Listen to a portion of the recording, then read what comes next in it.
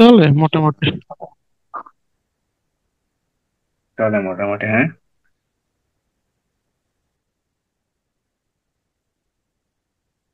মোটামুটি ইনশাল্লাহ চললেই হবে। আমরা ইনশাল্লাহ দেখতে থাকি, দেখা যাক, আল্লাহ ভরসা। আল্লাহ পাক যা করবেন ইনশাল্লাহ তার সাথে আছি। আউযু বিল্লাহি মিনাশ শাইতানির রাজিম, বিসমিল্লাহির রহমানির রহিম। রব্বি জিদনি ইলমা, রব্বি জিদনি ইলমা, রব্বি জিদনি ইলমা। আমরা গতকালকে আলোচনা করছিলাম 312 ধারা থেকে 318 ধারা পর্যন্ত। আমাদের গতকালকে আলোচনার বিষয় ছিল গর্ভপাত। গর্ভপাত সংক্রান্ত অপরাধ, তারপর ভূমিষ্ঠ হওয়ার ক্ষেত্রে বাধা দান, কোনো শিশুকে 12 বছরের কম বয়স্ক কোনো শিশুকে পরিত্যাগ করা বা বর্জন করা, এই সকল ক্ষেত্রে যে সকল অপরাধ হয় সে অপরাধ সংক্রান্ত আলোচনা ছিল গতকালকে। আজকে আমরা ইনশাল্লাহ আলোচনা করব আঘাত সংক্রান্ত। আঘাত, সাধারণ আঘাত সংক্রান্ত আমরা ইনশাল্লাহ আলোচনা করব। তার পূর্বে আমরা একটু দণ্ডবিধির 299 ধারা থেকে 318 ধারা পর্যন্ত একটু রিভিশন করব। আমি কি সকল ধারা রিভিশন করব, না শুধু এইটুকু করলে ইনশাল্লাহ হবে?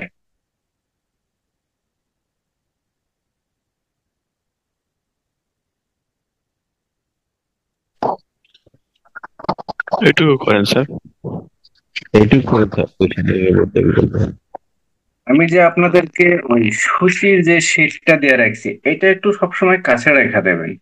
কাছে রাখলে হবে কি, আপনারা যদি এক নজর করে চোখও বুলায় যান, আমার বিশ্বাস, যেটা আমি করি, আমার সাথে সব সময় রাখি ভাই, যদি কোনো সময় মনে হয় যে এই পড়তে পড়তে পড়তে পড়তে, আমি কিন্তু প্রায় সময় পড়ি।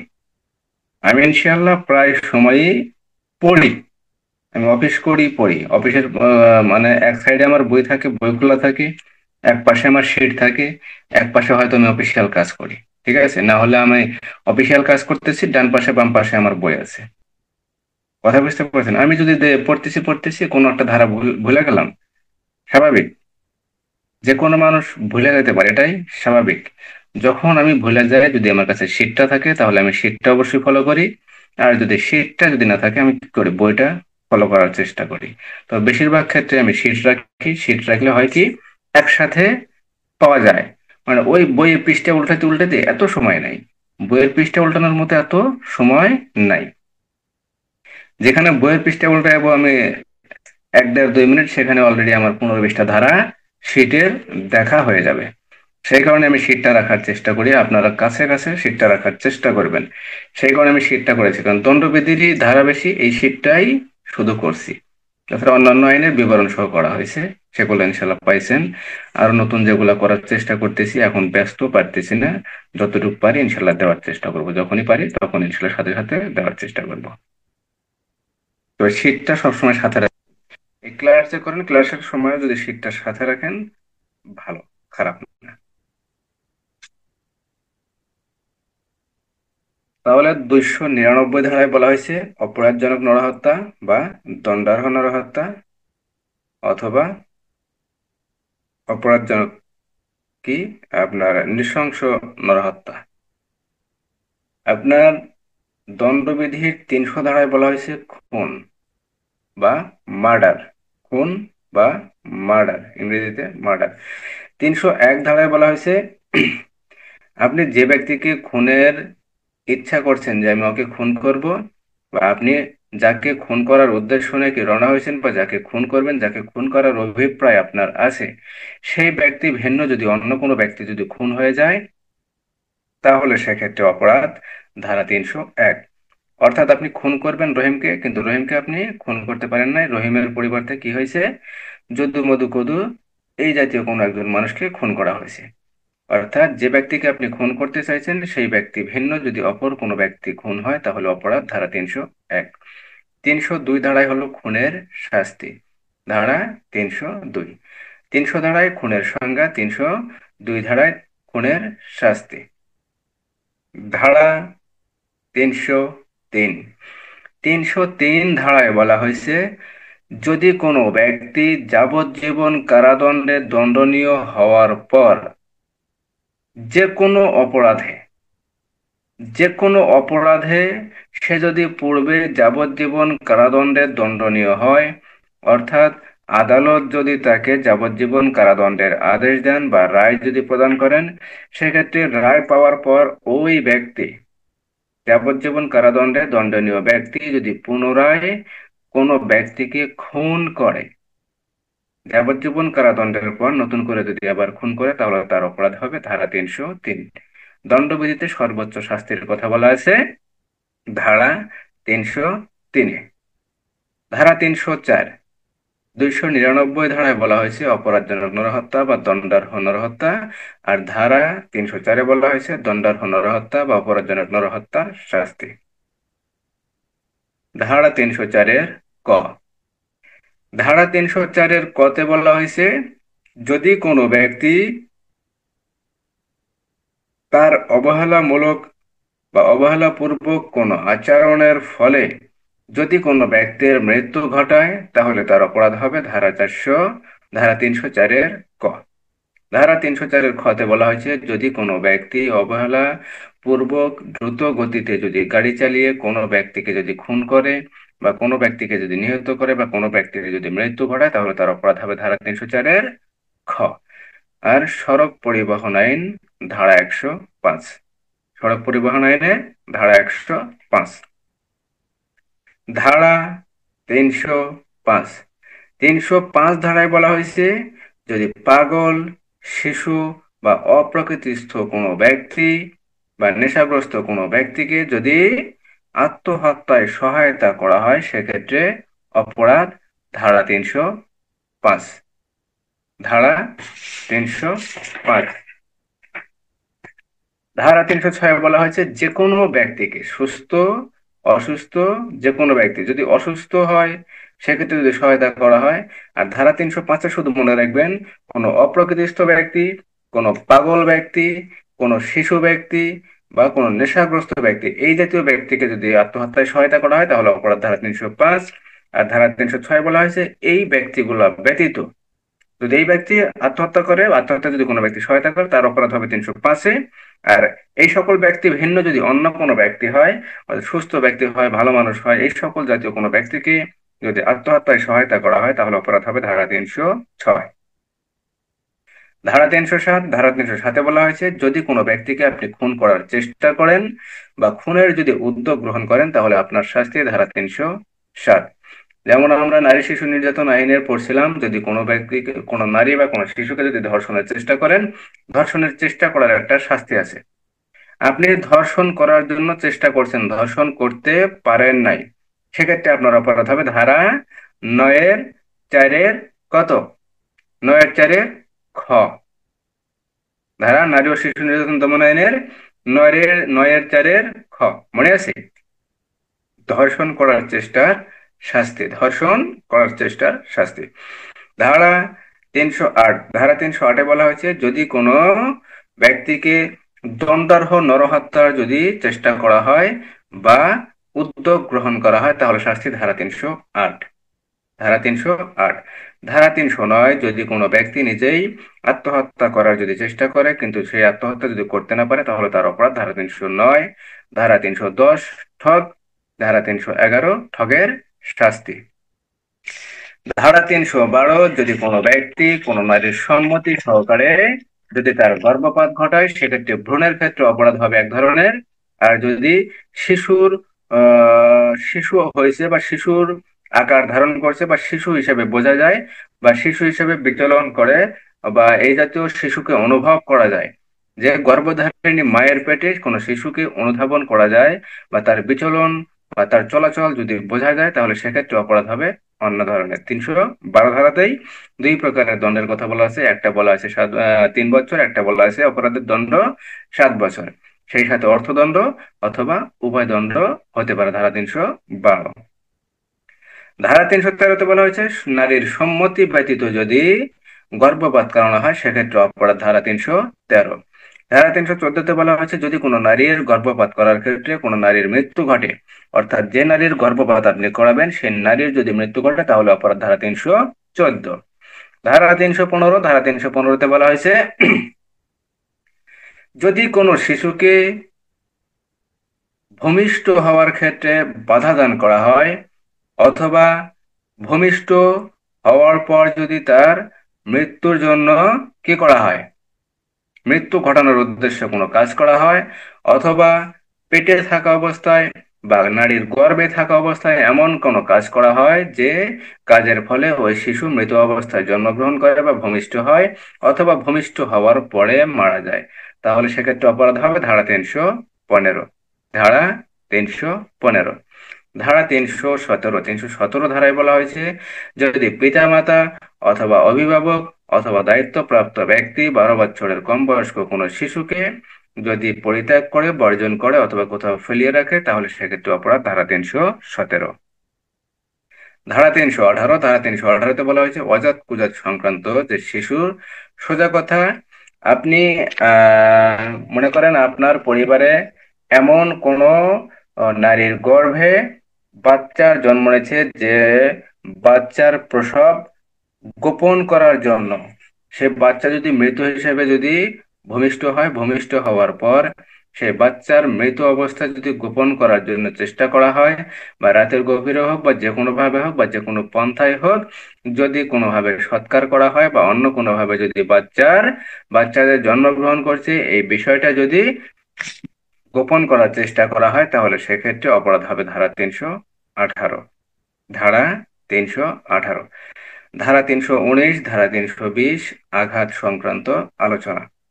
এখানে 319 ধারা থেকে 328, 29 ধারা, এরপরেও আছে আপনার 38 ধারা পর্যন্ত কি বলা আছে, 38 না 33,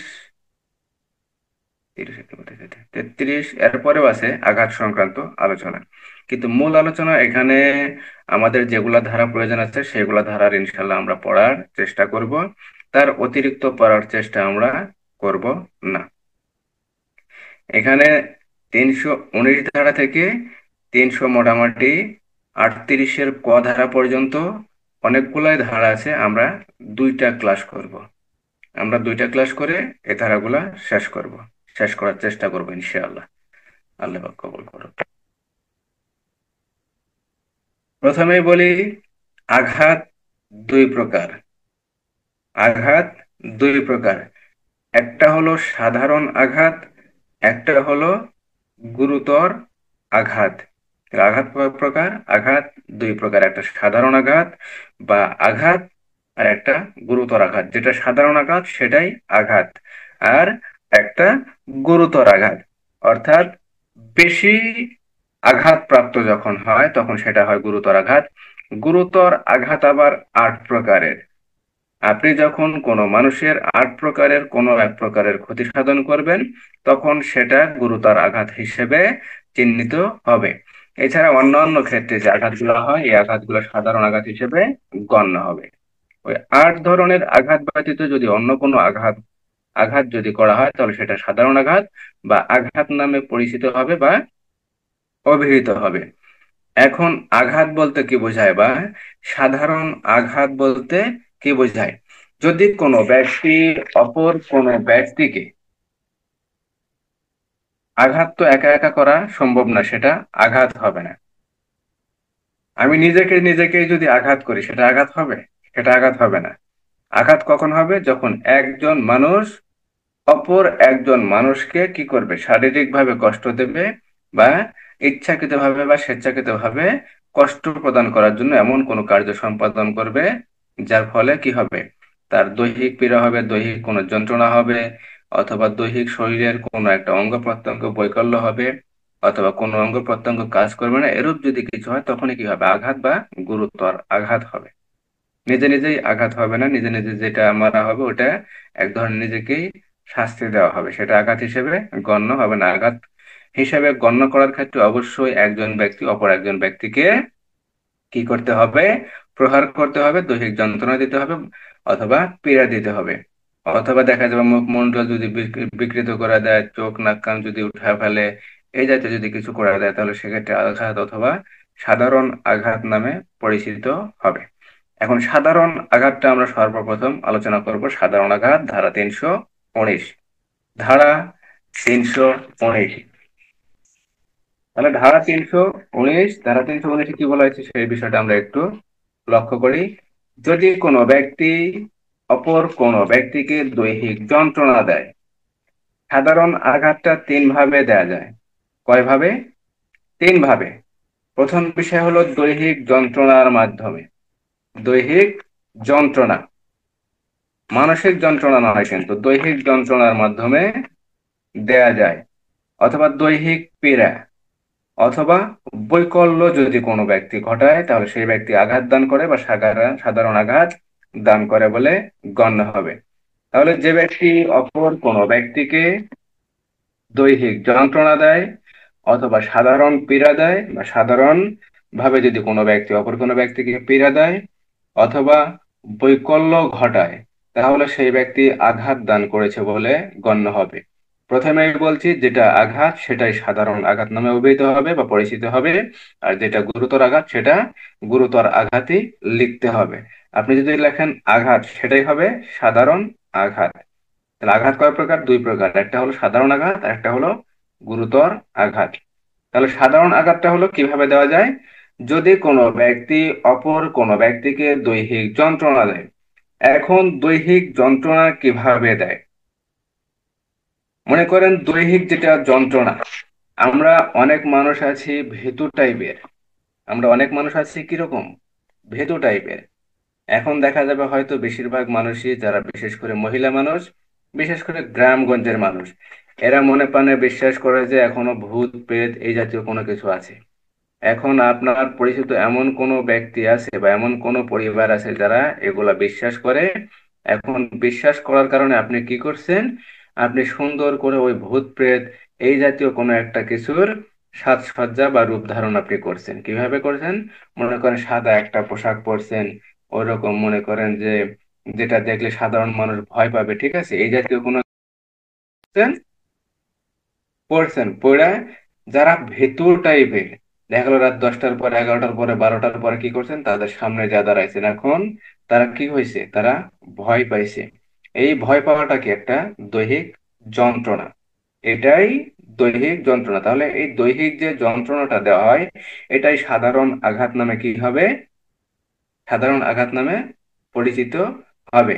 এখন দৈহিক যন্ত্রণা দিলেই কিন্তু আঘাত হবে।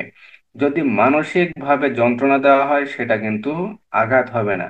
এখন মানসিক ভাবে আঘাত কিভাবে দেওয়া যেতে পারে? মানসিক আঘাত, মনে করেন যে একজন মানুষ হঠাৎ করে আপনাকে বললো যে এই তোমার তো দাদা মারা গেছে, তোমার দাদা মারা গেছে।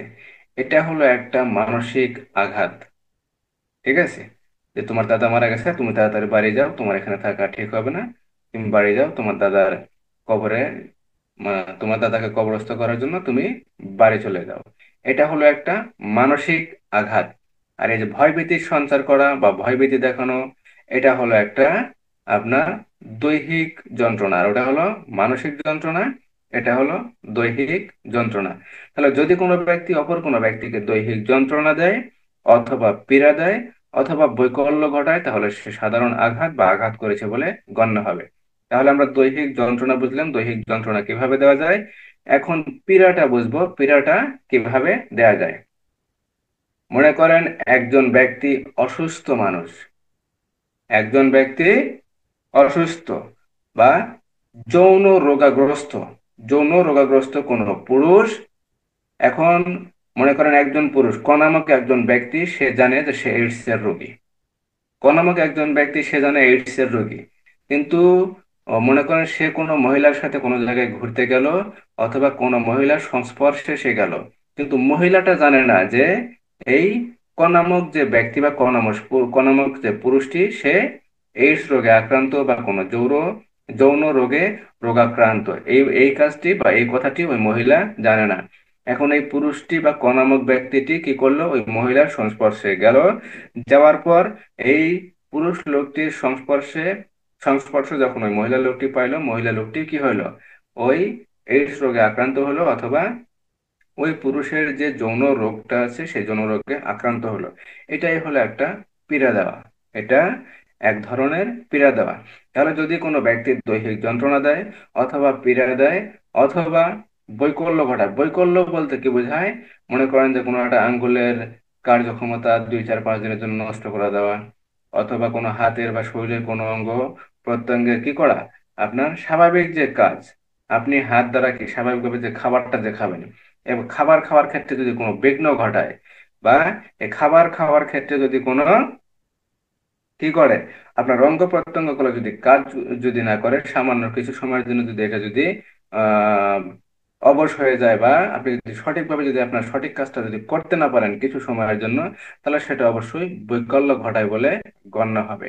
তাহলে একজন মানুষ যখন অপর একজন মানুষকে দৈহিক যন্ত্রণা দেবে, অথবা পীড়া দেবে, অথবা বৈকল্য ঘটাবে, তাহলে সেই ব্যক্তি আঘাত দান করেছে, বা সাধারণ আঘাত দান করেছে বলে গণ্য হবে। ধারা 319। ধারা 319, তাহলে 319 ধারায় বলা হয়েছে তিন ভাবে একজন মানুষকে সাধারণ আঘাত দেওয়া যেতে পারে, যেটা বইয়ে আলোচনা করা হয়েছে। কয় ভাবে? তিন ভাবে। প্রথম প্রকার হলো দৈহিক যন্ত্রণা, দ্বিতীয়টা হলো দৈহিক পীড়া, আর তৃতীয়টা হলো বৈকল্য ঘটানো। বৈকল্য ঘটানো। তাহলে দৈহিক যন্ত্রণা, পীড়া এবং বৈকল্য ঘটানোর মাধ্যমে একজন ব্যক্তি অপর একজন ব্যক্তিকে সাধারণ আঘাত অথবা আঘাত দান করতে পারেন। ধারা 319। ধারা 319। 319 ধারায় একটা উদাহরণ আছে। এই উদাহরণটা যে কোনো সময় প্রশ্ন আসতে পারে, এটা মনে রাখেন।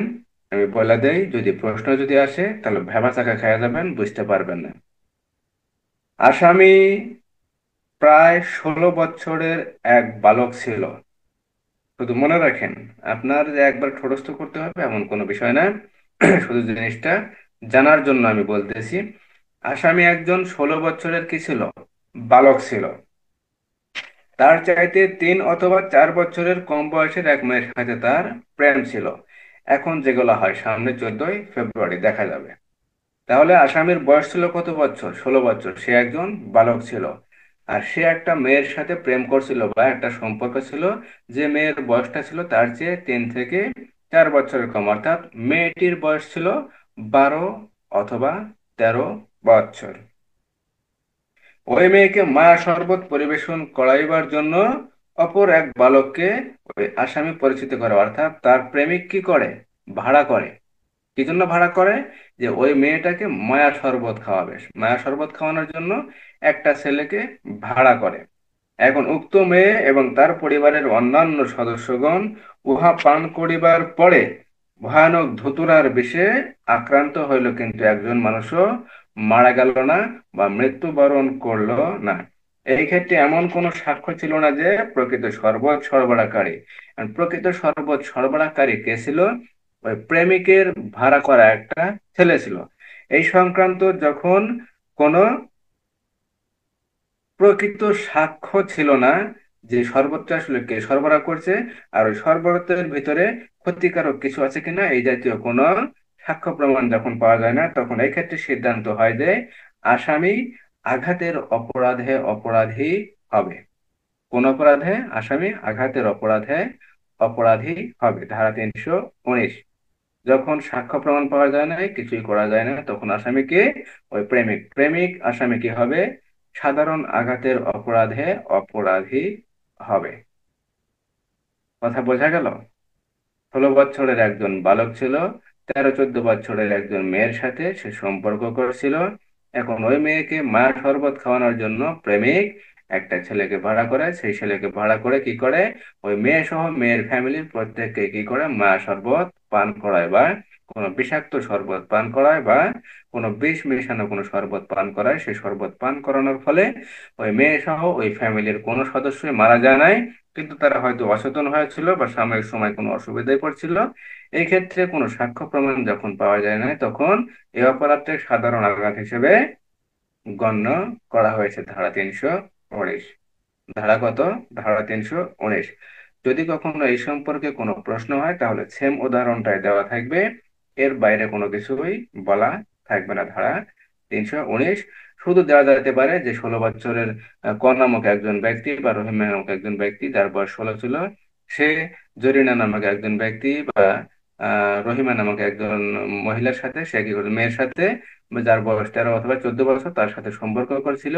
এখন সেই রহিমাকে কি করার জন্য, মা শরবত পান করানোর জন্য রহিম নামক ব্যক্তি কি করছে, একটা যদু মধু কদু নামক একটা ছেলেকে কি করছে, ভাড়া করছে, ভাড়া করে তাকে শরবতের মাধ্যমে তার ওই রহিমা নামক মেয়ে সহ তার ফ্যামিলির প্রত্যেককে কি করছে, এই শরবত পান করাচ্ছে। এক্ষেত্রে কোনো সাক্ষ্য প্রমাণ পাওয়া যায় নাই যে কিভাবে এই শরবত প্রেরণ করা হয়েছে বা কিভাবে শরবত দেওয়া হয়েছে বা কে প্রকৃত শরবত সরবরাহকারী। এই সংক্রান্ত যখন সাক্ষ্য প্রমাণ পাওয়া যায় না, তখন বিষয়টি সাধারণ আঘাত হিসেবে গণ্য করা যায়। ধারা 319। ধারা কত? 319। এখানে শুধু ব্যক্তিগুলোর নাম ঢুকাইতে পারে বা ক খ খ এই জাতীয় কিছু ঢুকাইতে পারে, আর উদাহরণটা ঠিক সেম থাকবে। কথা বুঝতে পারছেন? যদি কখনো প্রশ্ন এটা হয়, তার উদাহরণ একদম সেম থাকবে। ধারা 320, গুরুতর আঘাত। ধারা 319 তিন ভাবে দেওয়া যায়: দৈহিক যন্ত্রণা, পীড়া এবং বৈকল্য ঘটানোর মাধ্যমে সাধারণ আঘাত করা যায় বা আঘাত করা যায়। আর ধারা 320 গুরুতর আঘাত 8 ভাবে করা যায়। গুরুতর আঘাত 8 ভাবে করা যায়। 8 ভাবে কিভাবে করা যায়? এক বা প্রথমত পুরুষত্বহীন করা। পুরুষত্বহীন করা এটা সাধারণত পুরুষের ক্ষেত্রে, এটা পুরুষের ক্ষেত্রে অপরাধ বা পুরুষের ক্ষেত্রে গুরুতর আঘাত। এখন ইহা নানাভাবে করা যেতে পারে। এই পুরুষত্বহীনতা বিভিন্ন ভাবেই করা যেতে পারে। যদি কোনো ব্যক্তি এই পুরুষাঙ্গে যদি আঘাত করে, তাহলে পুরুষাঙ্গে আঘাতের মাধ্যমে কি করা যেতে পারে, এটা পুরুষত্বহীনতা করা যেতে পারে। বা অন্য কোনো কিছুর মাধ্যমে বা অন্য কোনো অস্ত্রোপচারের মাধ্যমে যদি পুরুষত্বহীন করতে চায়, সেক্ষেত্রে পুরুষত্বহীনতা করা যেতে পারে। তাহলে ধারা 320-এর প্রথম প্রথম বিষয়টি হলো পুরুষত্বহীন করা। একজন মানুষকে যখন আঘাত করা হয়, এটা মনে হয়, আমার কাছে মনে হয় যে এটা সর্বোচ্চ আঘাতের ভিতরে একটা আঘাত, পুরুষত্বহীন করা। পুরুষত্বহীন করা। দ্বিতীয় বিষয়টি হলো স্থায়ীভাবে, এখন মাথার অংশটা। প্রথমে পুরুষত্ব নষ্ট করা বা পুরুষত্বহীনতা করা, দ্বিতীয়ত এই মাথার চোখ। চোখ, দুইটা চোখের যে কোনো একটা চোখ নষ্ট করা বা একটা চোখ উপড়ে ফেলা বা একটা চোখ যে কোনো ভাবে যদি দৃষ্টিশক্তি যদি রহিতকরণ করা হয়, তাহলে সেক্ষেত্রে গুরুতর আঘাত হিসেবে গণ্য হবে। এখন চোখ কিভাবে দৃষ্টিশক্তি রহিতকরণ করা যেতে পারে? যদি কোনো ব্যক্তি চোখে যদি আঘাত করে ঘা দেয়, অথবা চোখের উপর যদি কোনো ঘুষি দেয়, অথবা যদি চোখটা যদি উপড়ায় ফেলে, এই জাতীয় কোনো কিছু যদি করে বা কোনো অস্ত্র দ্বারা যদি চোখের উপর যদি ঘা দেয়, সেক্ষেত্রে কি হবে? একটা চোখ যদি নষ্ট হয়, তাহলে সেক্ষেত্রে অবশ্যই গুরুতর আঘাত হিসেবে গণ্য হবে। আবার যদি দুইটা চোখ যদি নষ্ট হয়, তাহলে অপরাধটা 326-এর ক ধারা অনুযায়ী যাবে। যদি দুইটা চোখ নষ্ট করে অথবা মুখমণ্ডল অথবা মস্তক যদি বিকৃত করে, তাহলে সেক্ষেত্রে কি হবে? এই অপরাধটা যদি কোনো এসিড জাতীয় কোনো পদার্থ দ্বারা যদি করা হয়, তাহলে সেক্ষেত্রে অপরাধটা 326-এর ক ধারা অনুযায়ী চলে যাবে। কিন্তু গুরুতর আঘাতের ক্ষেত্রে বলা হয়েছে দুইটা চোখের যে কোনো একটা চোখ অথবা মুখমণ্ডলের কোনো একটা অংশ যদি নষ্ট করে বা বিকৃত করে, সেক্ষেত্রেও এটা গুরুতর আঘাত হবে। তাহলে ধারা 320-এর প্রথম বিষয়টি ছিল পুরুষত্বহীন করা, দ্বিতীয় বিষয় একটা চোখ নষ্ট করা, তৃতীয় বিষয় দুইটা যে কান আছে, দুইটা কানের যে কোনো একটা কানের যদি বধিরতা যদি তৈরি করে অথবা দুইটা কানের একটা কানকে যদি সে নষ্ট করে দেয়, তাহলে সেটা কি হবে? গুরুতর আঘাত হিসেবে গণ্য হবে। এখন পুরুষত্বহীনতা আঘাতের মাধ্যমে করা যেতে পারে বা কোনো অস্ত্রোপচারের মাধ্যমে করা যেতে পারে, অন্য কোনো ভাবে যদি করা সম্ভব হয়, সেটাও করা যেতে পারে। আর চোখ নষ্ট করার কিভাবে করা যেতে পারে? যদি কোনো ব্যক্তি চোখে যদি ঘুষি দেয়, চোখে যদি ঘা দেয় বা কোনো অস্ত্র দ্বারা যদি চোখ উপড়ে ফেলে, সেক্ষেত্রে গুরুতর আঘাত হিসেবে গণ্য হবে। তারপরে আসছে কান। এখন কানটা কিভাবে করা যেতে পারে? যদি কোনো ব্যক্তি কানের ভিতরে কোনো শলা ঢোকায় দেয়, কোনো রড ঢোকায় দেয় বা কানের উপরে যদি একটা চড় দেয় বা থাবড় দেয়, তাহলে কানটা কি হবে? অবশ্যই নষ্ট হয়ে যাবে। তাহলে একটা চোখ নষ্ট করে বা একটা কান নষ্ট করে বা পুরুষত্বহীনতা করে, তাহলে এগুলো কি হবে? গুরুতর অপরাধ হিসেবে গণ্য হবে। তাহলে ধারা 320-এর প্রথম বিষয়টি হলো পুরুষত্বহীন করা, দ্বিতীয় বিষয়টি হলো দুইটা চোখের একটা চোখ যদি কোনো ব্যক্তি নষ্ট করে দেন বা যদি কোনো ব্যক্তি দুইটা চোখের একটা চোখের দৃষ্টিশক্তি যদি রহিতকরণ করে দেয়, তাহলে সেক্ষেত্রে গুরুতর আঘাত হিসেবে গণ্য হবে। তারপরে বলা হয়েছে কানের কথা। যদি কোনো ব্যক্তি কানের যে কোনোটির যদি শ্রবণ শক্তি যদি রহিতকরণ করে দেয় তাহলে সেক্ষেত্রে অপরাধ হবে সেটা গুরুতর আঘাত। চতুর্থ বিষয়, চতুর্থ বিষয়ে বলা হয়েছে যে কোনো অঙ্গ বা গ্রন্থির অনিষ্ট সাধন। এখন অঙ্গ বলতে বোঝায় হাত পা, হাত পা এগুলো তো একটা অঙ্গ। এখন যদি কোনো ব্যক্তি এই অঙ্গ যদি নষ্ট করে দেয় অথবা কোনো গ্রন্থির যদি অনষ্টি যদি সাধন করে সেক্ষেত্রে তা সেটা গুরুতর আঘাত হিসেবে গণ্য হবে। এখন অঙ্গ, কোনো অঙ্গ বা কোনো গ্রন্থির অনিষ্ট সাধন কিভাবে করা যেতে পারে? যদি কোনো ব্যক্তি তলোয়ার দিয়ে, তলোয়ার দিয়ে দেখা গেল যে হাতের উপরে কোপ মারা দিল। এখন হাতের ভিতরে যে হাতটা যে একটা অঙ্গ অথবা তার ভিতরে যে গ্রন্থি গুলা যে আছে, এই গ্রন্থি কি তরবারির আঘাতে সেটা কি হতে পারে? এটা কাটিয়া যেতে পারে। এখন কাটিয়া যাওয়ার ফলে সেখানে অঙ্গ বা গ্রন্থি কি হতে পারে? নষ্ট হতে পারে বা বিনষ্ট হতে পারে। এই যে অঙ্গ বা গ্রন্থি কোনো তরবারির আঘাতে যদি কি করা হয়, কেটে ফেলা হয় বা যদি নষ্ট করা হয় সেক্ষেত্রে কি হবে? অনিষ্ট সাধন হবে। কোনো ব্যক্তির অঙ্গ বা কোনো গ্রন্থি যদি নষ্ট করা হয় তাহলে সেটা গুরুতর আঘাত হিসেবে গণ্য হবে। আর এই অঙ্গ বা গ্রন্থি সাধারণত কোনো তরবারি বা কোনো চাকু, বড় ধরনের কোনো চাকু বা বড় ধরনের কোনো দা দিয়ে এই অঙ্গ বা গ্রন্থি নষ্ট করা সম্ভব। তাহলে ধারা 320-এর প্রথম বিষয়টি হলো পুরুষত্বহীন করা। দ্বিতীয় বিষয়টি হলো দুইটা চোখের যে কোনো একটা চোখের দৃষ্টিশক্তি নষ্ট করা বা রহিত করা। তৃতীয় বিষয়টি হলো দুইটা কানের যে কোনো একটা কান কি করা? শ্রবণ শক্তি রহিত করা বা নষ্ট করা। চতুর্থ বিষয় হলো কোনো অঙ্গ বা কোনো গ্রন্থির অনিষ্ট সাধন করা বা ক্ষতি সাধন করা গুরুতর অপরাধ হিসেবে, গুরুতর আঘাত হিসেবে গণ্য হবে ধারা 320।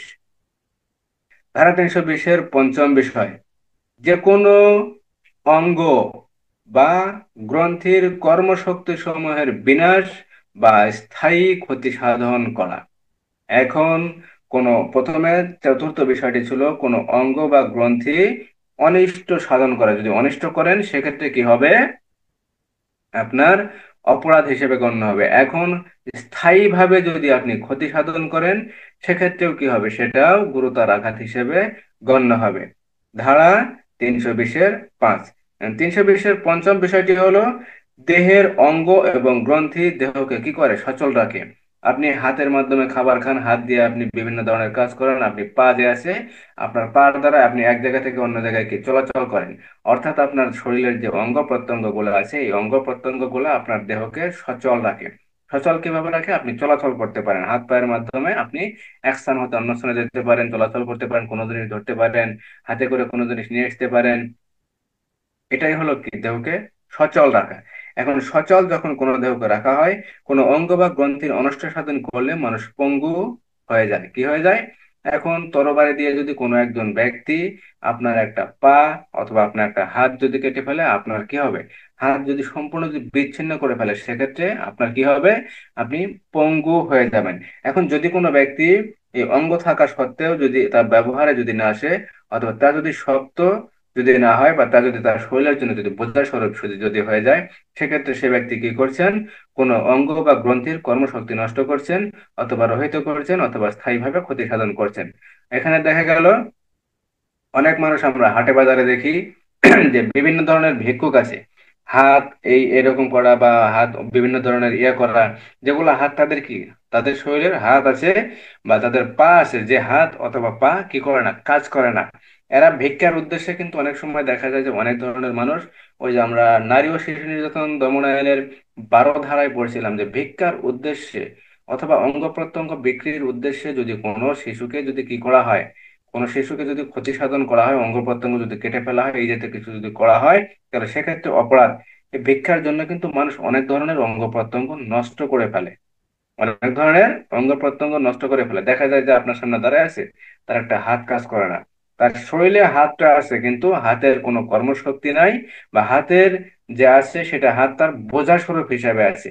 এরূপ যদি হয় কোনো অঙ্গ বা কোনো গ্রন্থি যদি এরূপ হয় তাহলে সেটা অবশ্যই গুরুতর আঘাত হিসেবে গণ্য হবে ধারা 320।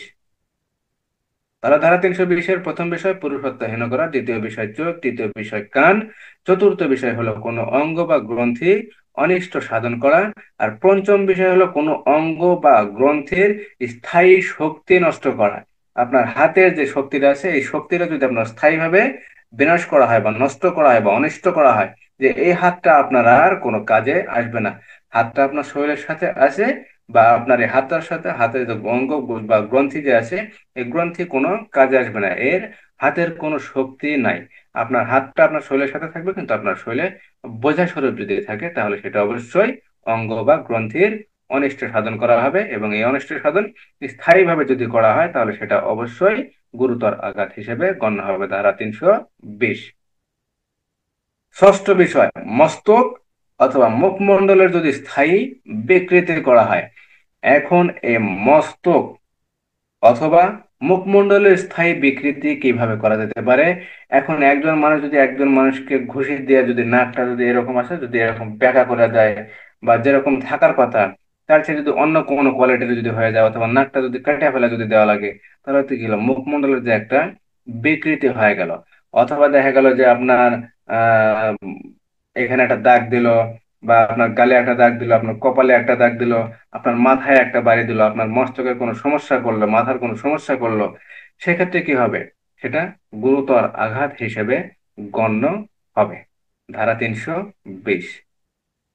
তার প্রথম বিষয় পুরুষত্বহীন করা, দ্বিতীয় বিষয় চোখ, তৃতীয় বিষয় কান, চতুর্থ বিষয় কোনো অঙ্গ বা গ্রন্থি নষ্ট করা, বিনষ্ট করা, পঞ্চম বিষয় কোনো অঙ্গ বা গ্রন্থির স্থায়ী শক্তি বিনাশ করা বা নষ্ট করা বা অনিষ্ট সাধন করা, ষষ্ঠ বিষয় মুখমণ্ডল বা মস্তক, মস্তক অথবা মুখমণ্ডল বিকৃত করা।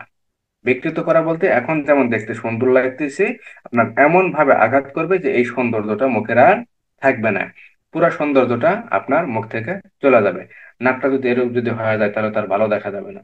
বা আপনার এখানে যদি একটা দাগ পড়ে, বা এখানে একটা কপালে একটা দাগ পড়লো, গালের উপরে একটা মনে করেন যে ব্লেডের দাগ মেরে দিল, এই ক্ষেত্রে দাগ দিয়ে যদি সেলাই করা যদি হয়, সেক্ষেত্রে মুখের বিকৃতি ঘটবে। এই জাতীয় যদি কিছু করা হয়, তাহলে সেটা অবশ্যই গুরুতর আঘাত হিসেবে গণ্য হবে, ধারা 320। সপ্তম বিষয় হাড় বা দন্ত ভঙ্গ করা বা গ্রন্থি চ্যুতকরণ। এখন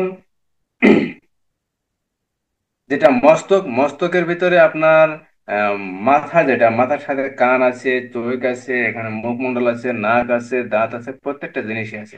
এখানে প্রত্যেকটা জিনিসই স্বতন্ত্র ভাবে আছে, যেমন চোখ একটা স্বতন্ত্র ভাবে আছে, দ্বিতীয় বিষয়টি, তৃতীয় বিষয়টি যেমন কানের কথা বলা আছে, চতুর্থ বিষয় আপনার পুরো অঙ্গ প্রত্যঙ্গ, পঞ্চম বিষয়টা অঙ্গ প্রত্যঙ্গ বা গ্রন্থির বিনষ্ট সাধন, ষষ্ঠ বিষয়টা আপনার মুখমণ্ডল এবং মস্তক, সপ্তম বিষয় আপনার দাঁত, আপনার দাঁতের বিষয়ে বলা হয়েছে। হাড় বা দাঁত ভাঙা অথবা স্থানচ্যুত করা, অথবা স্থানচ্যুত করা, যে স্থানে থাকার কথা সেই স্থান হতে অন্য স্থানে চ্যুত করা।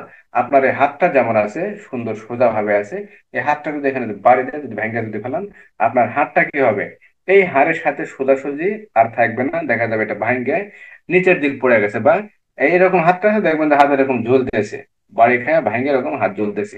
অর্থাৎ যেভাবে থাকার কথা সেভাবে যদি না থাকে, সেটাও গুরুতর আঘাত হিসেবে গণ্য হবে, ধারা 320-এর 7। কোন হাড় অথবা দাঁত ভেঙে ফেলানো অথবা স্থানচ্যুত করে ফেলা। আপনার দাঁত এখানে থাকার কথা, 32টা দাঁত এখানে থাকার কথা, আপনার ঘুষি মেরে বা বাড়ি দিয়ে মুখের মনে করেন যে চাপা থেকে যদি অর্ধেক দাঁত যদি উঠে ফেলায়, স্থানচ্যুত যদি করে, সেটাও হবে কি আপনার গুরুতর আঘাত। আপনার যে দাঁত যেখানে থাকার কথা সেই স্থানে যদি কোনো ব্যক্তি যদি আঘাত করে, আঘাত করে যদি আপনার ওই দাঁতের স্থান থেকে যদি দাঁত যদি উপড়ায় ফেলে বা উঠায় ফেলে, সেক্ষেত্রে কি হবে? গুরুতর আঘাত হিসেবে গণ্য হবে। গ্রামে গঞ্জে যখন মারামারি হয়, আমি দেখছি বা আমি শুনছি যে অনেক সময় দেখা যায় যে মানুষ জেতার জন্য, মামলায় জেতার জন্য কি করে, মাথায় বাড়ি মারে, মাথায় বাড়ি নিয়ে যায় সরকারি হসপিটালে ভর্তি হয়, সেখানে একটা কি করে নেওয়ার জন্য, সার্টিফিকেট নেওয়ার জন্য, আঘাত সংক্রান্ত সার্টিফিকেট নেওয়ার জন্য। অথবা দেখা যায় যে দাঁত উপড়া ফেলে, নিজের দাঁত নিজেই কি করে ডাক্তার দিয়ে উপড়া ফেলে নিয়ে যায়, বলে যে আমার দুইটা দাঁত ভেঙে ফেলছে। এই বিষয়ে যা কি করে, মামলা দায়ের করে, থানায় যায় মামলা দায়ের করে। কেন মামলা দায়ের করে? দাঁত উঠায় কেন বা মাথায় মারে কেন? এটা গুরুতর আঘাতের ভিতরে পড়বে। অনেক সময় দেয় যে এটা ছুরি দিয়ে বাড়ি দিছে বা বড় রড দিয়ে বাড়ি দিছে, ঠিক আছে, অর্থাৎ মারাত্মক অস্ত্র সহ আঘাত, মারাত্মক অস্ত্র সহ গুরুতর আঘাত, এগুলা বিষয় পড়ে আছে, আমরা পরে আলোচনা করার চেষ্টা করব। ধারা 319 সাধারণ আঘাত বা আঘাত, ধারা 320 গুরুতর আঘাত। গুরুতর আঘাতের প্রথম বিষয়টি পুরুষত্বহীন করা, দ্বিতীয় বিষয়টি চোখ, তৃতীয় বিষয় কান, চতুর্থ বিষয় কোনো অঙ্গ বা গ্রন্থি অনিষ্ট সাধন করা বা অনিষ্ট করা। পঞ্চম বিষয়টি হলো কোনো অঙ্গ বা গ্রন্থির স্থায়ী শক্তি বিনাশ করা। ষষ্ঠ বিষয় মস্তক বা মুখমণ্ডল নষ্ট করা বা বিকৃত করা। সপ্তম বিষয় হলো কোনো ব্যক্তির শরীরের হাড় অথবা দাঁত ভেঙে ফেলা অথবা আহ স্থানচ্যুত করা। যে স্থানে থাকার কথা সে স্থানে যদি না থাকে তাহলে সেটা অবশ্যই স্থানচ্যুত হয়েছে বলে গণ্য হবে, ধারা 320। অষ্টম বিষয়, যে আঘাত জীবন বিপন্ন করে, যে আঘাত জীবন বিপন্ন করে বা আঘাতপ্রাপ্ত ব্যক্তিকে 20 দিন পর্যন্ত মেয়াদের জন্য তীব্র দৈহিক যন্ত্রণা দেয় বা দান করে। এরূপ আঘাত যদি কোনো ব্যক্তিকে করা হয় তাহলে সেটা অবশ্যই গুরুতর আঘাত হিসেবে গণ্য করা হবে। অর্থাৎ আপনি এমন ভাবে আঘাত করছেন যাতে ওই উপরের যে 7টা বিষয় আছে তার কোনো কিছুই হয় নাই, কিন্তু এমন আঘাত করছেন যে আঘাতের দৈহিক যে একটা যন্ত্রণা আছে, এই যন্ত্রণা যদি ওই ব্যক্তি 20 দিন পর্যন্ত ভোগ করে, 20 দিন মেয়াদের যদি হয় বা 20 দিন পর্যন্ত যদি ভোগ করে তাহলে সেটা অবশ্যই গুরুতর আঘাত হিসেবে গণ্য হবে, ধারা 320। কেন ধারা 319 ধারা 320 বোঝা গেল না? বুঝতে কোনো সমস্যা আছে? যদি বুঝতে সমস্যা হয় অবশ্যই বলেন।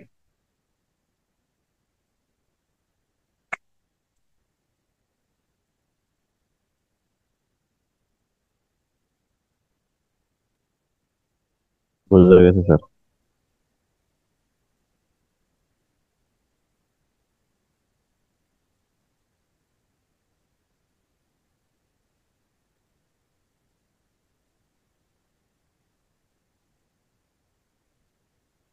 ধারা 319 ধারা 320 বুঝতে কোনো সমস্যা আছে? না স্যার, বুঝতে গেছে। সমস্যা নেই। আঘাত, গুরুত্ব। কথা বলেন, সময় চলে যায়। বুঝতে গেছে স্যার।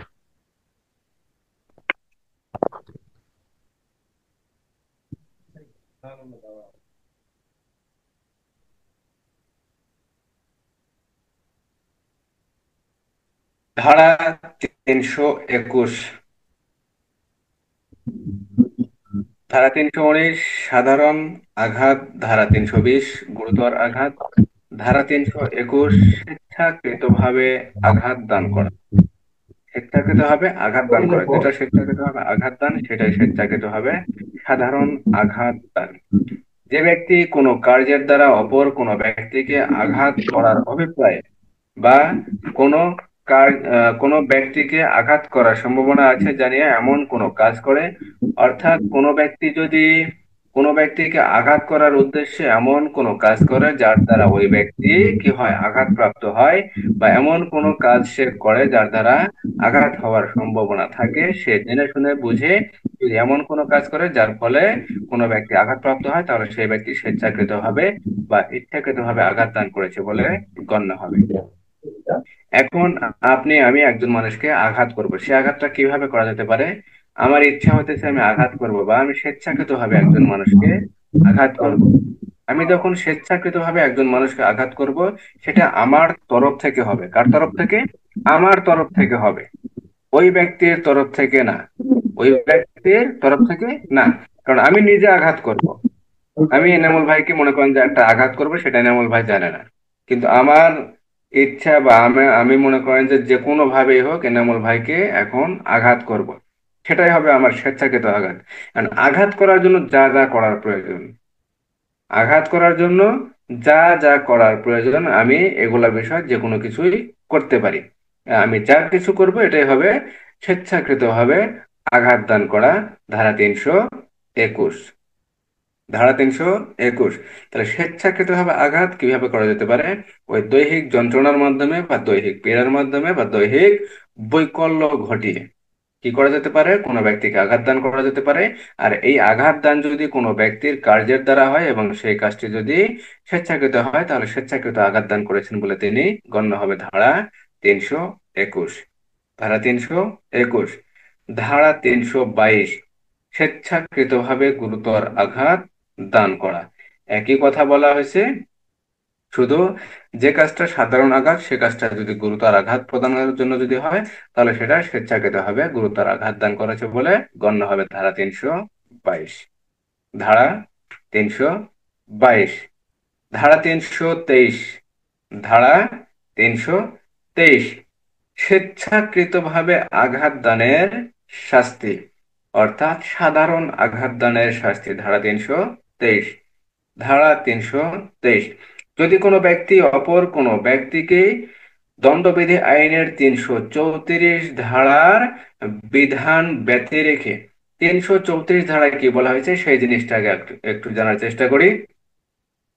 দণ্ডবিধির 334 ধারায় বলা হয়েছে, যদি কোনো ব্যক্তি উত্তেজনার বশবর্তী হয়ে, গ্রামের কিছু হঠা মানুষ থাকে যারা অল্পতেই রেগে যায়, রাগের বশবর্তী হয়ে যদি কোনো ব্যক্তি অপর কোনো ব্যক্তিকে যদি আঘাত দান করে, তাহলে সেটা 334 ধারায় অপরাধ হবে। আর আঘাতটা যদি সাধারণ আঘাত হয় তাহলে 334, আর অপরাধটি যদি আঘাতটি যদি গুরুতর হয়, উত্তেজনা বশবর্তী হয়েই কিন্তু আঘাতটি যদি গুরুতর প্রকৃতির হয়, তাহলে সেটা অপরাধ হবে ধারা 335।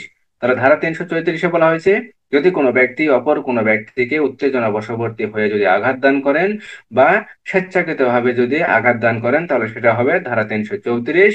আর ধারা 335-এ বলা হয়েছে, যদি কোনো ব্যক্তি অপর কোনো ব্যক্তিকে উত্তেজনা বশবর্তী হয়ে গুরুতর আঘাত দান করেন, তাহলে সেটা গুরুতর আঘাত দান করেছেন বলে, উত্তেজনা বশবর্তী হয়ে গুরুতর আঘাত দান করেছেন বলে গণ্য হবে। ধারা 335। তাহলে 334 ধারায় উত্তেজনায় বশবর্তী হয়ে সাধারণ আঘাত, আর ধারা 335 উত্তেজনার বশবর্তী হয়ে গুরুতর আঘাত। তাহলে ধারা 323-এ বলা হয়েছে, উত্তেজনা বশবর্তী না হয়ে 334 ধারার বিধান ব্যতি রেখে, 334 ধারার যে কথা বলা আছে সেই বিধান ব্যতি রেখে, অর্থাৎ উত্তেজনা বশবর্তী হয়ে না, এটা সঠিকভাবে সুস্থ মস্তিষ্কে, ওই যে খুনের মতো বিভিন্ন প্ল্যান প্রোগ্রাম করে সুস্থ মস্তিষ্কে কি করে, যদি কোনো ব্যক্তি অপর কোনো ব্যক্তিকে যদি আঘাত দান করে, তাহলে সেক্ষেত্রে ওই ব্যক্তি অপরাধী হিসেবে গণ্য হবে এবং তার অপরাধের শাস্তি হবে ধারা 323। আর ধারা 324 ধারায় বলা হয়েছে, যদি কোনো ব্যক্তি অপর কোনো ব্যক্তিকে মারাত্মক অস্ত্র সহকারে যদি আঘাত দান করে, তাহলে সেক্ষেত্রে সাধারণ আঘাত দানের শাস্তি হবে ধারা 324। আমাদের দেশে বেশিরভাগই অপরাধ হয় বা অপরাধ সংক্রান্ত যে মামলাগুলো হয়, এই মামলাগুলা 326 ধারায়, 325 এবং 326 ধারায় মামলা হয়। 325 এবং 326 পরে পড়বো, এটা গুরুতর আঘাত সংক্রান্ত অপরাধ। তাহলে ধারা 319, 319-এ বলা হয়েছে আঘাত দান করা বা সাধারণ আঘাতের সংজ্ঞা। ধারা 320, গুরুতর আঘাত বা কোন কোন ক্ষেত্রে আঘাত করলে বা কোন কোন ধরনের আঘাত গুরুতর আঘাত নামে অভিহিত হবে। 8 ধরনের আঘাত গুরুতর আঘাত নামে অভিহিত হবে। 1, পুরুষত্বহীন করা। 2, চক্ষু নষ্ট করা। 3, কানের শ্রবণ শক্তি নষ্ট করা। 4, কোনো অঙ্গ বা গ্রন্থি নষ্ট করা। 5, কোনো অঙ্গ বা গ্রন্থির স্থায়ী কার্য বিনাশ করা। 6, কোনো মুখমণ্ডল বা মস্তক বিনষ্ট করা। 7, হাড় বা দন্ত বা দাঁত কি করা, ভেঙে ফেলা অথবা স্থানচ্যুত করা। 8, এমন ভাবে আঘাত দান করা যে আঘাতের ফলে ওই ব্যক্তি 20 দিন পর্যন্ত বা 20 দিন মেয়াদের কোনো দৈহিক যন্ত্রণা ভোগ করেন, তাহলে এমন আঘাত কি হবে, অবশ্যই গুরুতর আঘাত হিসেবে গণ্য হবে। ধারা 321-321-এ বলা হয়েছে, স্বেচ্ছাকৃতভাবে আঘাত দান করার আঘাত দানের সংজ্ঞা। ধারা 321-এ স্বেচ্ছাকৃতভাবে আঘাত দানের সংজ্ঞা। আর ধারা 322-এ স্বেচ্ছাকৃতভাবে গুরুতর আঘাত দানের সংজ্ঞা। ধারা 323, স্বেচ্ছাকৃতভাবে আঘাত দানের শাস্তি। ধারা 324, স্বেচ্ছাকৃতভাবে যদি কোনো ব্যক্তি মারাত্মক অস্ত্র সহকারে, কি সহকারে, স্বেচ্ছাকৃতভাবে যদি কোনো ব্যক্তি মারাত্মক অস্ত্র বা অন্য কোনো মাধ্যমের সাহায্যে যদি কোনো ব্যক্তিকে সাধারণ আঘাত করে, তাহলে তার শাস্তি ধারা 324। ধারা 325, স্বেচ্ছাকৃতভাবে যদি কোনো ব্যক্তি অপর কোনো ব্যক্তিকে গুরুতর আঘাত দান করেন, তাহলে তার শাস্তি ধারা 325। আর ধারা 326-এ বলা হয়েছে একই কথা, যদি কোনো ব্যক্তি মারাত্মক অস্ত্র সহকারে অথবা অন্য কোনো মাধ্যমে স্বেচ্ছাকৃতভাবে অপর কোনো ব্যক্তিকে গুরুতর আঘাত দান করেন, তাহলে শাস্তি ধারা 326। এখন মারাত্মক অস্ত্রগুলা কি হতে পারে? যদি গুলি দ্বারা যদি অস্ত্র দ্বারা যদি কোনো ব্যক্তিকে কি করা হয়, গুলি করা হয় বা গুলি ছোড়ার যদি যন্ত্র হয়, সেক্ষেত্রে এই যন্ত্র দ্বারা যদি কোনো ব্যক্তিকে আঘাত দান করা হয়, সেটা অবশ্যই মারাত্মক অস্ত্র হবে। অথবা কোনো তরবারি, কোনো ছুরি বা কোনো কিছু কাটার জন্য কি কোনো যন্ত্র, দা, কাঁচি, বটি এই জাতীয় যদি কোনো কিছু থাকে, এগুলাও মারাত্মক অস্ত্র হিসেবে গণ্য হবে। এছাড়া কোনো আগুন, কোনো উত্তপ্ত বস্তু বা কোনো বিষ বা কোনো ক্ষতিকারক পদার্থ, এসিড জাতীয় হোক বা এই জাতীয় কোনো অন্য কোনো পদার্থ হোক, এগুলাও কি হবে আপনার মারাত্মক অস্ত্র হিসেবে গণ্য হবে। এছাড়া বিস্ফোরক দ্রব্য হতে পারে বা ক্ষয়কারক অন্য কোনো পদার্থ হতে পারে, অথবা এমন কোনো জিনিস বা বস্তু যা নিঃশ্বাসের সাথে শরীরের ভিতরে যেতে পারে, অথবা এমন কোনো কিছু খাওয়ালেন যা গলার মাধ্যমে শরীরের ভিতরে গেল। এই সকল জিনিস যদি মানুষের এই সকল জিনিস কি হতে পারে, আপনার এই সকল জিনিস মারাত্মক অস্ত্র হিসেবে গণ্য হইতে পারে। তাহলে কি কি জিনিস গণ্য হতে পারে? আপনার অস্ত্র, অস্ত্রের মারাত্মক অস্ত্র হিসেবে, অথবা অন্য কোনো মাধ্যমে, শুধু মারাত্মক অস্ত্র হইতে হবে তা নয়, অন্য কোনো মাধ্যমে যদি কোনো আঘাত দান করা হয়, সেটা যদি গুরুতর আঘাত দান করা হয়, তাহলে গুরুতর আঘাত দানের ক্ষেত্রে ধারা 326। আর যদি সাধারণ আঘাত দান করা হয় মারাত্মক অস্ত্র সহ, তাহলে সেক্ষেত্রে অপরাধ হবে ধারা 324। তাহলে এখানে মারাত্মক অস্ত্র কোনগুলা? মারাত্মক অস্ত্র দা, বটি, ছুরি, অথবা ক্ষয়কারক পদার্থ, বিষাক্ত পদার্থ বা বিষ বা বিস্ফোরক দ্রব্য, অথবা কাটাকাটির কোনো যন্ত্র, দা, ছুরি, বটি, বা কোনো মানুষ মারা যাইতে পারে বা কোনো মানুষের মৃত্যু ঘটতে পারে এমন কোনো যন্ত্র, এই সকল যন্ত্র মারাত্মক অস্ত্র হিসেবে গণ্য হবে ধারা 324, ধারা 326। তাহলে মারাত্মক অস্ত্র সহকারে সাধারণ আঘাত ধারা 324, আর মারাত্মক অস্ত্র সহকারে স্বেচ্ছাকৃতভাবে গুরুতর আঘাত ধারা 326। ধারা 323-এ বলা হয়েছে স্বেচ্ছাকৃতভাবে যদি কোনো ব্যক্তি অপর কোনো ব্যক্তিকে আঘাত দান করে তাহলে তার শাস্তি ধারা 323। আর স্বেচ্ছাকৃতভাবে যদি কোনো ব্যক্তি অপর কোনো ব্যক্তিকে গুরুতর আঘাত দান করে তাহলে সেক্ষেত্রে শাস্তি ধারা 325। তো ধারা 319 সাধারণ আঘাত, ধারা 320 গুরুতর আঘাত, ধারা 321 স্বেচ্ছাকৃতভাবে আঘাত দানের সংজ্ঞা, ধারা 322 স্বেচ্ছাকৃতভাবে গুরুতর আঘাত দানের সংজ্ঞা। তাহলে ধারা 319, 20, 21, 22 এটা আঘাত দান এবং স্বেচ্ছাকৃত আঘাত দানের সংজ্ঞা, আর গুরুতর আঘাত দান এবং স্বেচ্ছাকৃতভাবে গুরুতর আঘাত দানের সংজ্ঞা। আর শাস্তি, প্রশ্ন সবসময় শাস্তি থেকে হয়। শাস্তি বলা হয়েছে ধারা 323 থেকে ধারা 326 পর্যন্ত। 323 ধারায় বলা হয়েছে যদি কোনো ব্যক্তি স্বেচ্ছাকৃতভাবে অপর কোনো ব্যক্তিকে আঘাত দান করেন তাহলে তার শাস্তি ধারা 323। আর এই আঘাতটা যদি মারাত্মক অস্ত্র সহকারে হয় তাহলে ধারা 324। আর গুরুতর আঘাতের ক্ষেত্রে যদি স্বেচ্ছাকৃতভাবে আঘাত দান করেন তাহলে 325। আর মারাত্মক অস্ত্র সহকারে যদি কোনো ব্যক্তি অপর কোনো ব্যক্তিকে গুরুতর আঘাত দান করেন তাহলে 326। ধারা 319 থেকে ধারা 326 বুঝতে কোনো সমস্যা আছে থাকলে বলেন।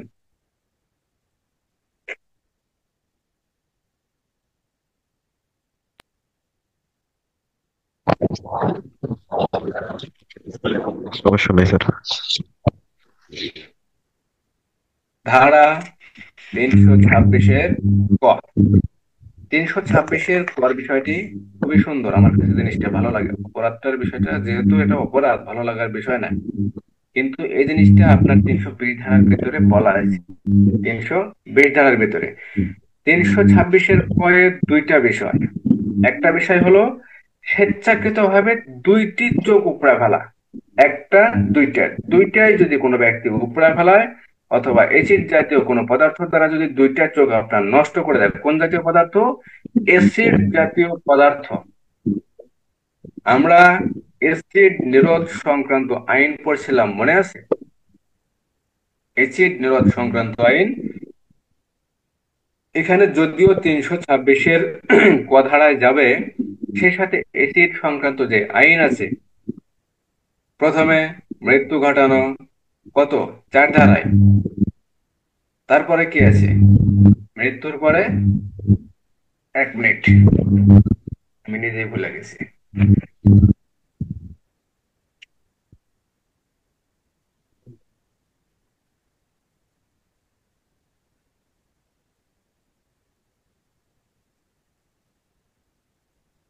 যাই হোক, এটা সম্ভবত পাঁচ, পাঁচের ক হবে, পাঁচের ক আর পাঁচের খ। এখানে মুখমণ্ডল, তারপর স্তন, যৌনাঙ্গ, পাঁচটি পাঁচটি গ্রন্থের কথা বলা ছিল। আপনার মুখমণ্ডল নষ্ট করা, তারপরে স্তন বা যৌনাঙ্গ নষ্ট করা, তারপরে কি বলে শ্রবণ শক্তি, দৃষ্টি শক্তি নষ্ট করা, মনে করছি। শ্রবণ শক্তি, দৃষ্টিশক্তি যদি এসিড দ্বারা কোনো ব্যক্তি কি করেন, নষ্ট করেন বা বিকৃত করেন বা ক্ষয়ক্ষতি যদি করেন, সেক্ষেত্রে অপরাধ হবে কত? সম্ভবত অ্যাসিড নিরোধ আইনে 5 ধারা। কত ধারা? 5 ধারায়, পাঁচের ক। আর পাঁচের খতে মনে হয় বলা আছে যে আপনার এই পাঁচটি গ্রন্থ ব্যতীত বা পাঁচটি অঙ্গ ব্যতীত যদি অন্য কোনো অঙ্গের যদি ক্ষতি সাধন করা হয়, তাহলে সেক্ষেত্রে অপরাধ ধারা পাঁচের খ। তাহলে এখানে 326-এর কতে বলা হয়েছে দুইটা অপরাধের কথা। এখানে দুই ধরনের অপরাধের কথা। একটা অপরাধ হলো যদি কোনো ব্যক্তি অপর কোনো ব্যক্তিকে স্বেচ্ছাকৃতভাবে দুইটা চোখ যদি উপড়ায় ফেলে বা তুলে নেয় বা দুইটা চোখ যদি নষ্ট করে দেয়, অথবা কোনো এসিড নিক্ষেপ করে বা কোনো এসিড প্রয়োগ করে যদি দুইটা চোখ যদি নষ্ট করে বা উপড়ে ফেলে, সেক্ষেত্রে অপরাধ ধারা 326-এর ক। এখানে কিন্তু দুইটা চোখের কথাই বলা আছে। আর ধারা 320-এ বলা হয়েছে গুরুতর আঘাত কোনটা হবে? আপনার দুইটা চোখের যদি একটা চোখ যদি নষ্ট করে দেয়, সেক্ষেত্রে গুরুতর আঘাত হবে। আবার এটা হলো দ্বিতীয় বিষয়, 320-এর দ্বিতীয় বিষয়, দ্বিতীয় নাম্বার যেটা ছিল, প্রথমে পুরুষত্বহীন করা, দ্বিতীয় বিষয় ছিল চোখ নষ্ট করে দেওয়া। আর ষষ্ঠ বিষয় ছিল মস্তক, মস্তক অথবা মুখমণ্ডলটা, মস্তক মাথা অথবা মুখমণ্ডলের যদি বিকৃতি ঘটায়, অথবা এই মুখমণ্ডল অথবা মস্তক যদি এসিড দ্বারা যদি বিকৃত ঘটায় বা নষ্ট করে বা অন্য কোনো ক্ষতি সাধন করে, তাহলে অপরাধ হবে ধারা 326-এর ক। ধারা 326-এর ক।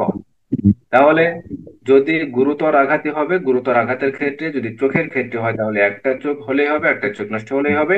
আর যদি দুইটা চোখ যদি কোনো ব্যক্তি নষ্ট করে বা উপড়ে যদি ফেলে, তাহলে তার অপরাধ হবে ধারা 326-এর ক। কততে হবে? ধারা 326-এর ক যদি দুইটা চোখ হয়, অথবা সমস্ত মুখমণ্ডল, অথবা সমস্ত মাথা বা মস্তক যদি কোনো ব্যক্তি এসিড দ্বারা যদি কি করে, এসিড জাতীয় কোনো পদার্থ দ্বারা যদি কোনো ব্যক্তিকে গুরুতর আঘাত করে, যদি তার মস্তক অথবা মুখমণ্ডল যদি বিকৃত ঘটায় বা যদি নষ্ট করে, তাহলে অপরাধ হবে ধারা 326-এর ক। ধারা 326-এর ক। কথা কি বোঝা গেল? 326-এর ক ধারার অপরাধটা। চোখ দুইটার উপরে উপরে। 320 ধারার প্রথম বিষয়টি ছিল কি, 1 নম্বর বিষয়টি পুরুষত্বহীন করা, দ্বিতীয় বিষয় চোখ নষ্ট করা, তৃতীয় বিষয় কান নষ্ট করা, চতুর্থ বিষয় হলো কোনো অঙ্গ বা গ্রন্থি অনিষ্ট সাধন করা, পঞ্চম বিষয় কোনো অঙ্গ বা গ্রন্থির স্থায়ী শক্তি বিনাশ করা বা নষ্ট করা বা অনিষ্ট সাধন করা, ষষ্ঠ বিষয় ছিল মস্তক বা মুখমণ্ডল কি করা, বিকৃত করা বা নষ্ট করা, সপ্তম বিষয় ছিল কোনো ব্যক্তির হাড় ভেঙে ফেলা বা দাঁত ভেঙে ফেলা, অথবা অন্য কোনো গ্রন্থি হাড় বা দাঁত কি করা, স্থানচ্যুত করা। অর্থাৎ যে হাড়টা আছে যদি ভেঙে ফেলে, বাড়ি মারা যদি ভেঙে ফেলে, তাহলে দেখবেন যে এরকম হাড়টা ঝুলতেছে। এটাই কি স্থানচ্যুত করা, আর যে স্থানে থাকার কথা ছিল সেই স্থানে নাই, অন্য কোনো স্থানে সে চলে গেছে। ভেঙে যখন যাবে, যে স্থানে থাকার কথা সেটা অবশ্যই আপ ডাউন হবে, উপরে নিচে চলে যাবে। এটাই হবে কি স্থানচ্যুত করা, এটাই স্থানচ্যুত করা। এখন যদি কোনো ব্যক্তি তার কাজের মাধ্যমে এই জাতীয় কোনো অপরাধ করে বা এই জাতীয় কোনো আঘাত দান করে, তাহলে সেটা অবশ্যই গুরুতর আঘাত হিসেবে হবে। আর এই আঘাতটা যদি কোনো এসিড সংক্রান্ত হয়, তাহলে ধারা 326-এর কতে যাবে। আর এসিড দিয়ে যদি কোনো ব্যক্তি অপর কোনো ব্যক্তির দুইটা চোখ যদি নষ্ট করে, বিনষ্ট করে, তাহলে সেটাও 326-এর কতে যাবে। অথবা এমনিতেই যদি কোনো ব্যক্তি অপর কোনো ব্যক্তির দুইটা চোখ উপড়ায় ফেলে বা দুইটা চোখ যদি নষ্ট করে ফেলে, সেক্ষেত্রে অপরাধ ধারা 326-এর কতেই যাবে। দুইটা চোখ যদি নষ্ট করে বা মুখমণ্ডল বা যদি মস্তকের যদি এসিড দ্বারা যদি বিকৃতি ঘটায়, ওই 320-এর 6 নম্বর যেটা কোটেশন ছিল, সেখানে বলা হয়েছে মস্তক অথবা মুখমণ্ডলের যদি বিকৃতি ঘটায় বা যদি নষ্ট করে, তাহলে সেটা গুরুতর আঘাত হবে। কিন্তু 326-এর ক ধারার অপরাধের ক্ষেত্রে কি করতে হবে? মুখমণ্ডল আর মস্তকের ক্ষেত্রে এসিড নিক্ষেপ করে বা এসিড দ্বারা এই মুখমণ্ডল অথবা মস্তক বিনষ্ট করতে হবে বা নষ্ট করতে হবে। এই জাতীয় যদি নষ্ট করে বা বিনষ্ট করে তাহলে সেটা 326-এর ক ধারার অপরাধ হবে, ধারা 326-এর ক। তাহলে ধারা 319 থেকে ধারা 326-এর ক বুঝতে কারো কোনো সমস্যা আছে?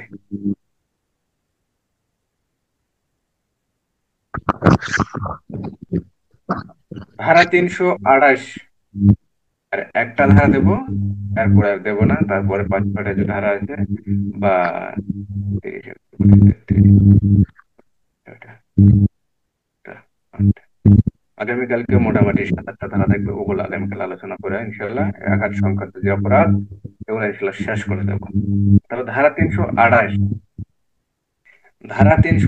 বলা হয়েছে কোনো অপরাধ করার উদ্দেশ্যে যদি বিষ প্রয়োগ করা হয়। আপনি অপরাধটা করবেন, কিন্তু অপরাধটা কিভাবে করবেন? বিষ প্রয়োগের মাধ্যমে ইত্যাদি এই জাতীয় কোনো পদার্থ প্রয়োগের মাধ্যমে যদি আপনি অপরাধ সম্পন্ন করেন বা অপরাধ যদি আপনি করার চেষ্টা করেন তাহলে আপনার অপরাধ হবে ধারা 328। আমরা এই ডিজিটাল যুগে বসবাস করার পরে অনেক সময় দেখি এখন একটা জিনিস ঘোরাফেরা করে, ওই যে কাগজের উপরে কি করে, অচেতনমূলক বিভিন্ন ধরনের আপনার পদার্থ দেয়, বিভিন্ন ধরনের রাসায়নিক পদার্থ দিয়ে মানুষকে কি করে, মানে সাময়িক সময়ের জন্য বসে নিয়ে এসে বিভিন্ন ধরনের অপরাধ করে।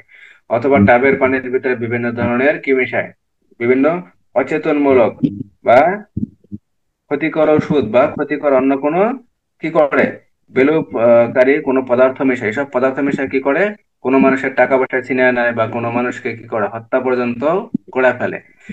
আসলে মূলত এই সকল যে অপরাধগুলো যে করা হয়, আমরা যে কি বলে একটা কথা, উম ঢাকায় এগুলা কি বলে, আপনার এই যে যারা চেতনানাশক বিভিন্ন ওষুধের মাধ্যমে মানুষজনের কাছে টাকা পয়সা নেয়,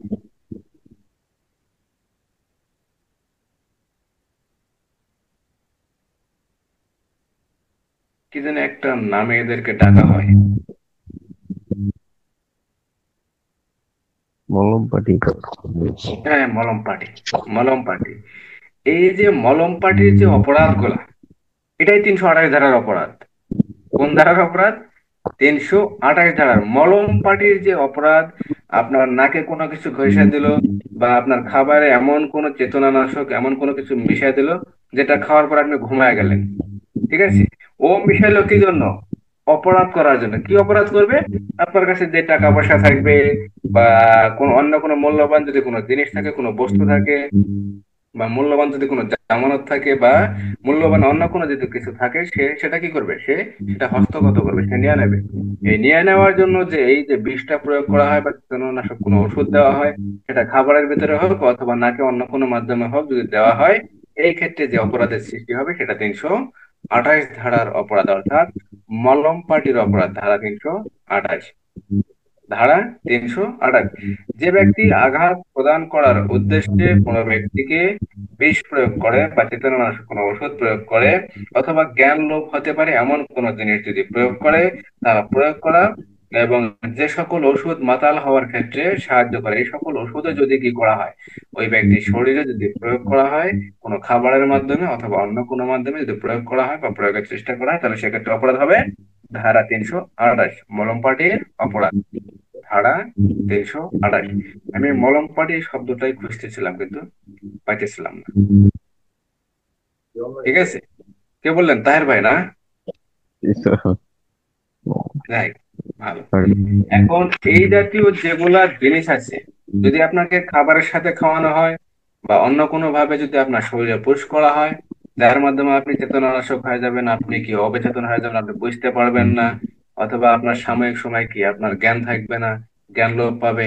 এখন একটা জিনিস ফেসবুকে দেখা যায় বেশিরভাগই, যে একটা আপনাকে কাগজ ধরায় দেয়, কাগজটার নিচে আবার টোকা মারে, আপনার দেখা যায় যে সাময়িক সময় কিছু সময় কি হিতাহিত কোনো জ্ঞান থাকে না। এই যে বিষয়গুলো যে করা হয় বা বিভিন্ন জিনিস যে স্থিতনাশক জিনিসগুলো যে দেওয়া হয় সাময়িক সময়ের জন্য বা কোনো অপরাধ সৃষ্টি করার জন্য বা কোনো অপরাধ করার অভিপ্রায় বা কোনো অপরাধ করার উদ্দেশ্যে এই যে কার্যক্রম গুলা করা হয়, এই কার্যক্রম গুলাই অপরাধ হিসেবে গণ্য হবে ধারা 328। ধারা 328 মলম পার্টির অপরাধ, অর্থাৎ কোন অনুষ্ঠান কোন অপরাধ অনুষ্ঠান করার জন্য, কোন অপরাধের পথ সুগম করার জন্য যদি আপনি কোনো ব্যক্তিকে কি করেন, বিষ প্রয়োগ করেন বা কোনো চেতনানাশক ওষুধ প্রয়োগ করেন, বা ঘুমের ওষুধই যদি প্রয়োগ করেন, সে যদি ঘুমের ওষুধ যদি আপনি খাবারের ভিতর প্রয়োগ করেন বা অন্য কোনো মাধ্যমে যদি প্রয়োগ করেন, সেক্ষেত্রে যদি আপনার উদ্দেশ্য যদি অপরাধ করার উদ্দেশ্য হয়, তাহলে সেখানে অপরাধ হবে ধারা 328। তো ধারা 319 থেকে ধারা 328 পর্যন্ত কোন ধারায় বুঝতে কোনো সমস্যা আছে, আর কোনো প্রশ্ন আছে কিনা? প্রশ্ন নাই স্যার।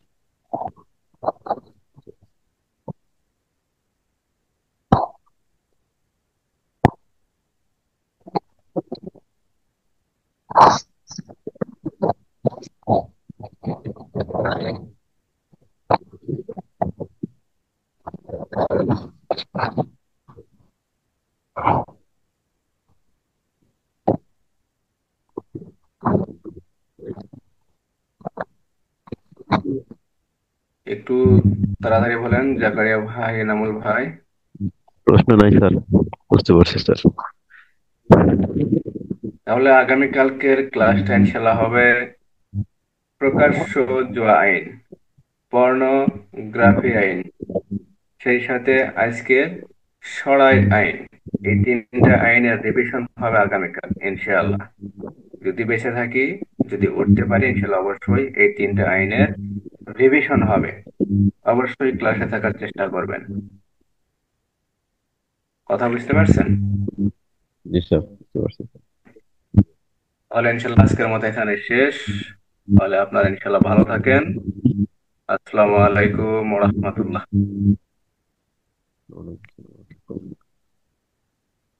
স্যার।